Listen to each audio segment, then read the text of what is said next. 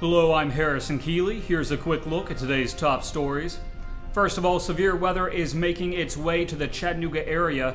A strong storm system is expected to move in throughout the day. We could see damaging winds and hail as large as 1.5 inches.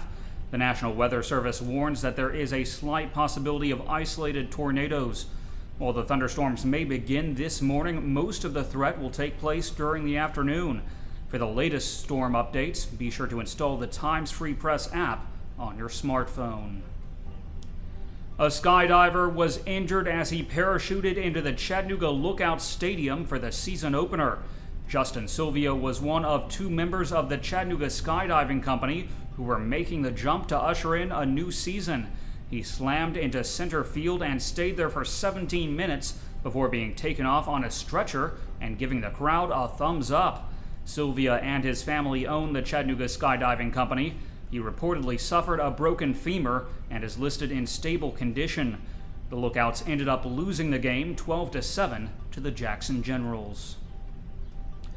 A woman came home to her apartment Thursday morning to find her boyfriend dead. Chattanooga police were called to Pinewood Apartments in Brainerd around 9 a.m. They say the death was suspicious and that the man had apparent trauma to the head.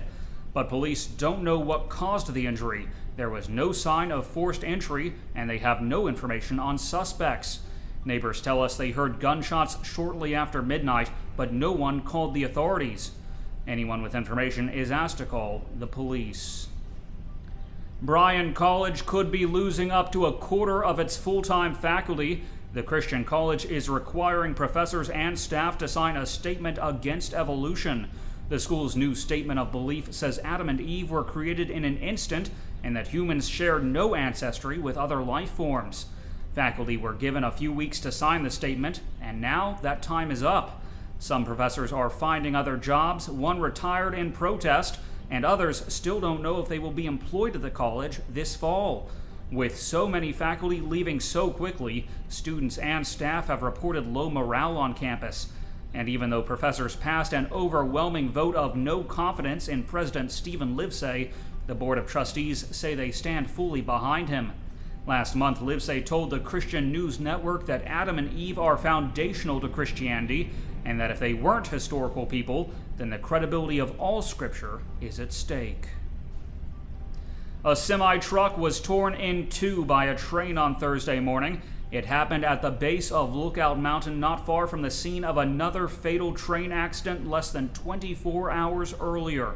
In that accident, an 80-year-old man was struck while in his pickup truck.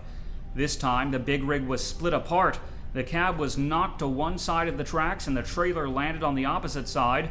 Witnesses say they're surprised the driver survived. WRCB says the driver was taken to the hospital and is expected to be all right.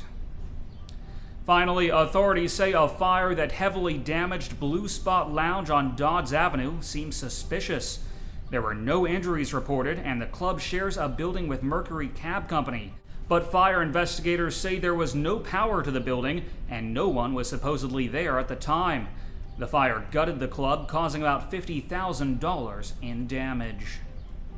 Turning to weather, today will be stormy with a high near 75 degrees. The low tonight will be around 44. That's it for today's newscast. Thanks for being with us. You can find more on these stories and breaking news all day long at timesfreepress.com.